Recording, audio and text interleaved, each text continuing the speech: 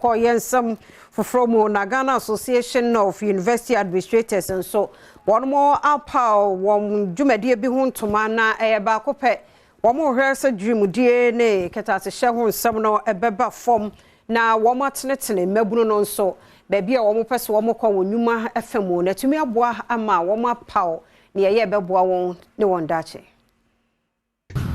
Another reason why we find this very important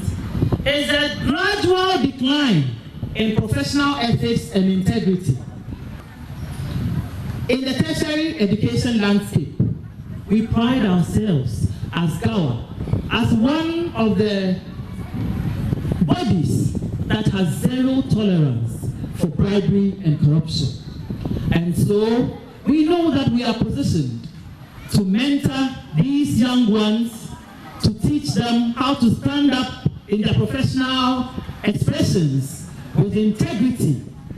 and to make sure that tomorrow's professional at least reduces or abolishes these unfortunate behavior and practices that is a drain on our dear nation. Today marks the beginning of a partnership that holds immense promise for the students of Kojobi DABC School. Through the collaboration between the school and GAWA, I'm confident that we will equip our learners with not only the knowledge and skills they need,